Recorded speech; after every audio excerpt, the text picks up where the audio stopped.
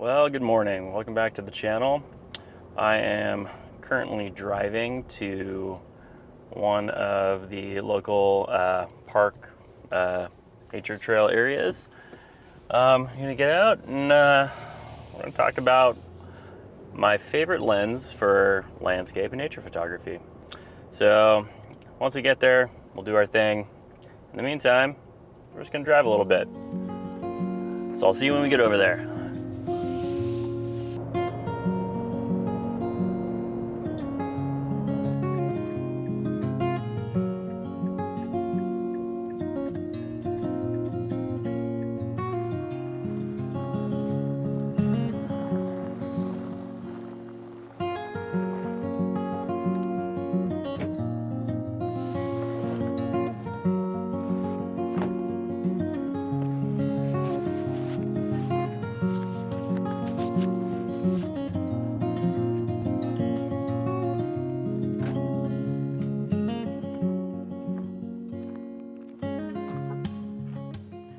Okay, so I made it to my local park area.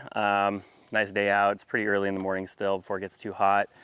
September is cold in the morning and hot in the afternoon, so, or up here in Northern California. So yeah, I made it out here, really nice morning. And yeah, figured I'd talk to you about my favorite focal length for landscape and nature photography, which is a telephoto or a super telephoto lens. This is a 100 to 400. I was using a 100 to 500 previously. Those focal lengths have really kind of helped change the course of my photography as far as nature and landscapes go. I've been able to get more creative compositions. I shoot pretty much all day long because I'm not dependent on weather conditions and things like that. So I wanted to talk about the use of that focal length in the nature and landscape realm. So yeah, we'll just dive into it. I kind of talk to you a little bit about it, and yeah, it's really just kind of my opinion and why this is probably my favorite focal length and why it works for me the best.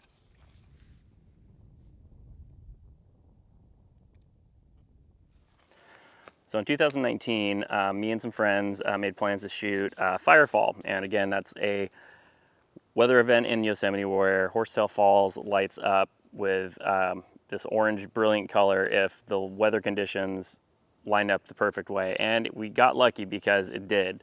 The whole waterfall lit up. It was orange, it was beautiful.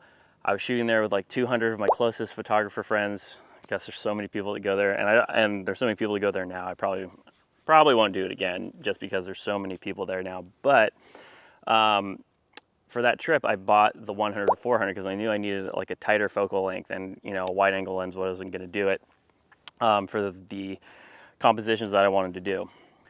So I shot, I shot Firefall. I came away with some really nice compositions. The photo I took there is still one of my favorite photos that I've taken to this day because it has so much meaning. I spent some of the best times with like my close friends there. We had a great time. We got really, really awesome weather conditions. Everything around the trip was really good. So once I shot that and I started using the 100 to 400 from Sony at the time, I really kind of never put it down. I realized that with these longer focal lengths is much less condition dependent. I can come up with more creative compositions from places that are really well known, and if I don't tell you that I shot the photo there, you probably wouldn't know that I shot the photo there outside of like a few specific photos, right? Just because of the geological features and nature features of these actual parks. But you can go to these national parks and that are shot all the time. Everyone goes there for popular photos, and you can come away with really, really special, meaningful, creative compositions, creative photos, and you're not beholden to weather patterns, and you're not beholden to certain times of the day. You can literally shoot in the early morning all the way into the evening, middle of the day. There's nothing that will hold you back from doing those with this sort of focal length. And even the widest I shoot now is the 24 to 105, and still I get like that medium to longer telephoto range there. And with this, I get the super telephoto capabilities of it, which have, like I said, just really kind of transformed how I think and transformed my nature photography in general. Yeah, it's just been, it's really kind of changed the trajectory for me.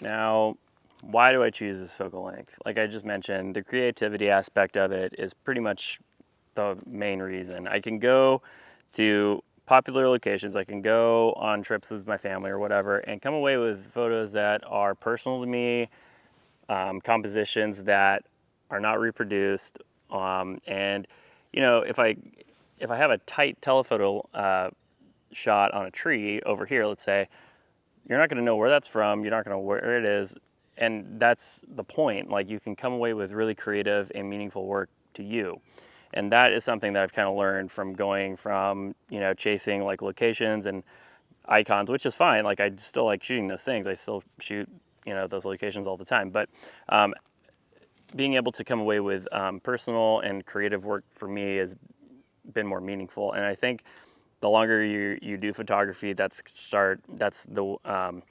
start to kind of chase that instead of like the bucket list images and things like that. I mean, you can go to these bucket list locations and still come away with work that people won't recognize as like an iconic, you know, location from that place, right? So that's kind of the main reason why I switched to this focal length, and it's just giving me a lot more longevity in my photography. I think I can go into a park like today, and it's, you know, you have shade, you have light, you have all these, it's a lot of dappled light right now, just because the sun's coming through these oak trees and everything. And I can probably come away with like a nice photo, and it's not dependent on clouds in the sky or, you know, sunset, sunrise, those sorts of things. So, and the other part of it is just being able to isolate subjects and really simplify compositions, because a lot of times when you have these wider focal lengths, things can get messy. You can have a lot of stuff that in the composition might not really add to it, and photography is an art of exclusion. So figuring out what you like and then maybe refining that composition, you can do that a lot with a 100 to 400, 100 to 500. And I mean, this lens pretty much never comes off my camera.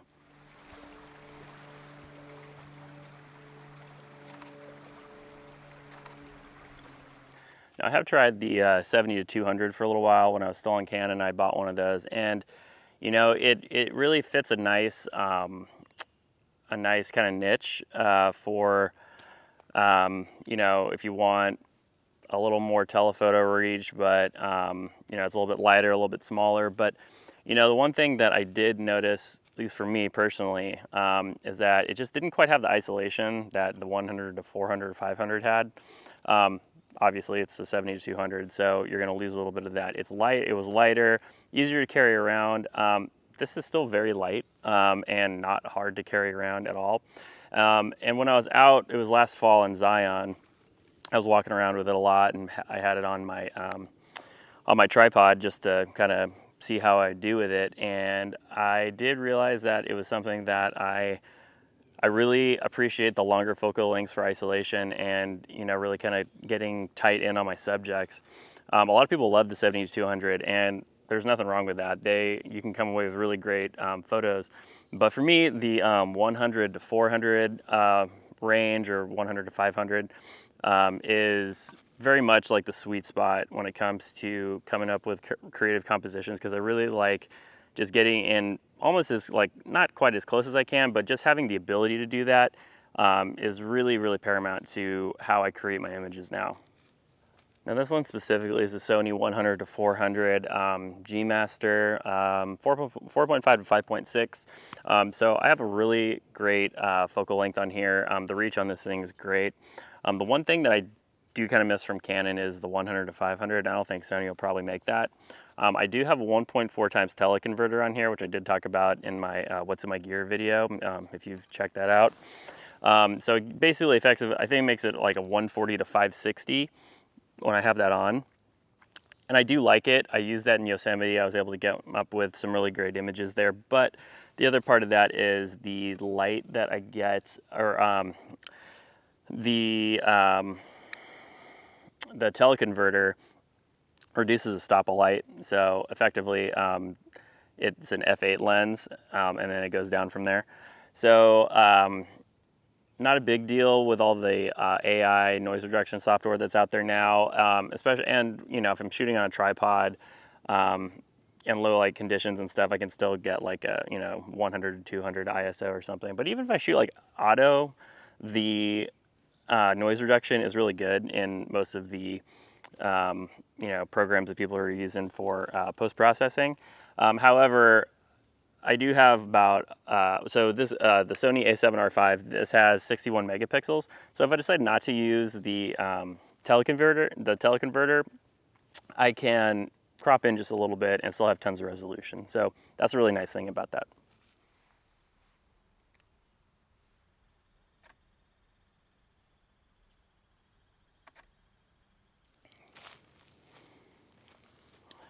Sorry about that. The light was changing, and we're getting a little bit of lens flare on the video camera here. So I had to switch positions again. Now the purpose of this video isn't to say you shouldn't shoot wide angle or anything like that. There's tons of people out there that only shoot wide angle and come up with great compositions all the time.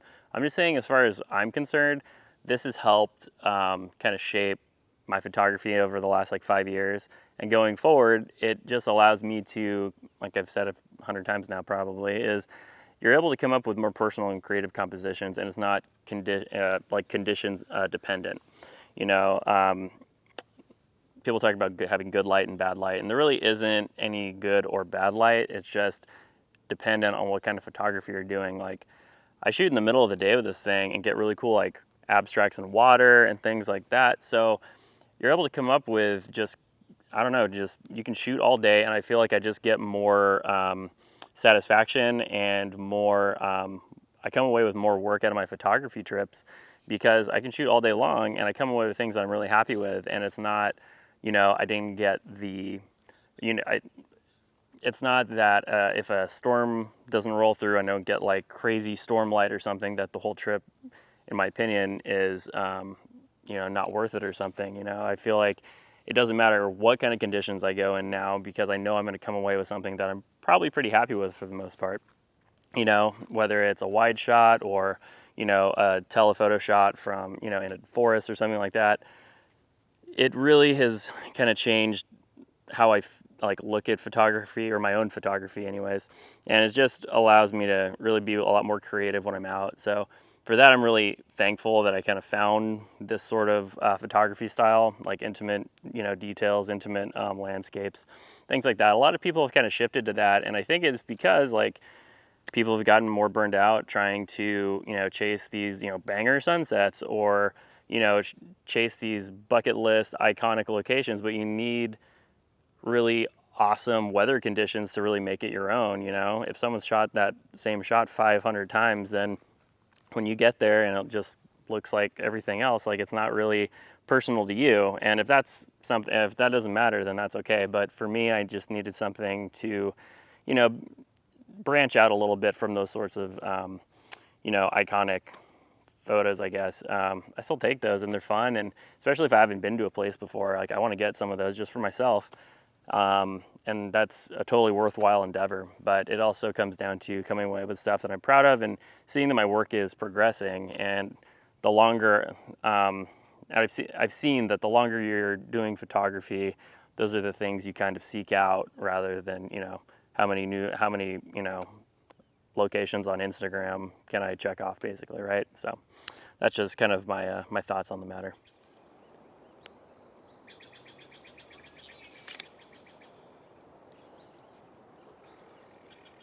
If you feel like you're stagnating a little bit, just try different focal lengths and see if there's something that works for you more creatively, and just play around and see what works. That's really kind of the whole point of photography, I think. It's experimentation and coming up with things that make you happy, that fulfill you, and work that you're proud of. So if you can come up with more creative things, that will probably help with, if you feel like your work is stagnating, which you just kind of go through these cycles of learning something new, getting good at it, and then saying, okay, what else can I do? Or how can I do this differently? Or, stuff like that, I guess. I don't know. those are my thoughts on it at this point. But if you haven't tried the 100 to 400 or Super-Telephoto lens, I would definitely check it out. Especially if you're on Sony, they have so many different options for it now between Sigma, Tamron. One of the companies came out with a 50 to like 400 or something recently. There's 70 to 300s. There's all these different, long lens focal lengths, and you can come away with some really, really great and creative work. So I'd encourage you to check out those focal lengths if you've been just shooting primarily wide angle stuff over the, however long you've been doing photography. Because it really kind of helped me, and there wasn't a lot of information on it when I was looking into it. When I was like, I need a landscape lens, it's like, oh, you need an ultra wide angle or a wide angle, like the 12 to 24s or 16 to 35s. So that's what I thought. I was like, oh, if I'm going to shoot landscape, I have to use a landscape lens. And so I felt like those were the ones I had to use for landscapes until I started kind of branching out and listening to other photographers talk and seeing other photographers, like older photographers in the field that obviously know way more than I did at the time and still do, obviously. But just learning from them and kind of seeing the work that they've come away with at popular locations, unpopular locations, it doesn't matter. You can still come away with like really, really great work and use all these different focal lengths to achieve that. So that's something I would encourage you to do if you haven't gotten into that. Something to kind of experiment with, play around with. Whatever works for you, and this works for me. So that's kind of what this video has been about. So I appreciate you watching. All right, so that does it for this week's video. I just want to talk about the focal length I've been using for a while now. That's kind of helped me with my photography and what I'm probably going to be using for the foreseeable future. So that is the video for this month. I'm trying to get these out one per month. It seems like a pretty reasonable pace. So if you're new to the channel, consider subscribing, and liking these videos really helps me out, and the channel helps it get out to other people that might be interested in the content. So I appreciate you watching. I appreciate you being here, and we'll see you in the next one. We'll see you later.